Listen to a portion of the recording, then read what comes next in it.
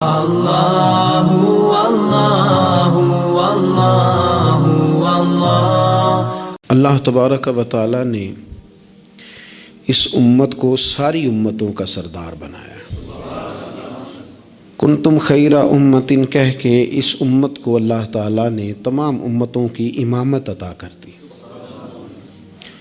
رب کریم نے نبی کریم علیہ السلام کے صدقے سے ہم گناہگاروں کو بھی وہ فضیلت عطا کی جو حضور کے غلاموں کو نصیب ہے۔ لیکن بڑا آدمی وہ ہوتا ہے جس کی سوچ بڑی ہو،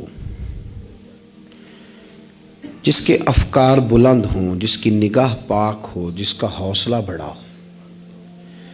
اللہ تعالیٰ نے ہمیں امامت دی ہے امتوں کی، لیکن اگر سوچیں سطحی قسم کی ہوں، ذہن چھوٹے چھوٹے مفادات کے ہوں، ساری زندگی انسان اپنی دکان کی، اپنی ذات کی، اپنے گھر کی، اپنی برادری کی سوچ سے باہر ہی نہ نکلے، تو وہ آفاقیت جو اللہ اور اس کے پیارے محبوب صلی اللہ علیہ وسلم ہمیں دینا چاہتے ہیں وہ ہمیں کیسے حاصل ہوگی؟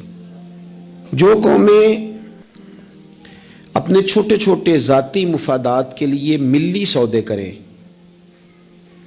اپنا گھر بنانے کے لیے ملکوں کو مقروض کر دیں، تو وہ کیسے دنیا کی امامت کا فریضہ سر انجام دیں گی؟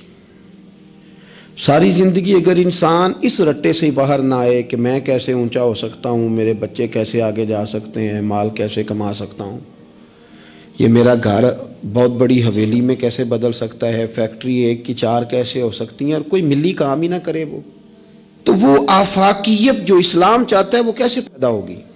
اقبال کہنے لگے کہ عجب نہیں کہ خدا تک تیری رسائی ہو، پر تیری نظر سے پوشیدہ ہے آدمی کا مقام۔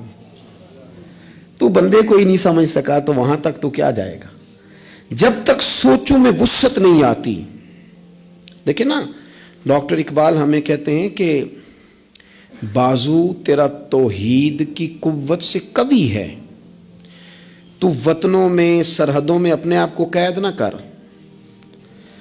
تو اللہ تبارک و تعالیٰ کا نائب ہے اور خدا کے فضل کا تیرے اوپر سایہ ہے، بازو تیرا توحید کی قوت سے قوی ہے، اسلام تیرا دیس ہے اور تو مصطفی ہے۔ تو اپنے مذہب کو اسلام جان، اپنے وطن کو، اور تھوڑی بڑی سوچ پیدا کر، تھوڑا بڑا۔ اور اقبال کہنے لگے وقت فرصت ہے کہاں، کام ابھی باقی ہے۔ ابھی آرام سے بیٹھ گئے ہو، ابھی آرام سے بیٹھ گئے ہو، ابھی تو دنیا میں رسول اللہ صلی اللہ علیہ وسلم کے نظام کے جھنڈے کو بلند کرنا تھا، حضور کی آفاقی تعلیمات سے پوری دنیا کو تم نے روشناس کرانا تھا۔ اقبال کہنے لگے وقت فرصت ہے کہاں، وہ کام ابھی باقی ہے، نور توحید کا اتمام ابھی باقی ہے، بھی تو آگے بڑھنا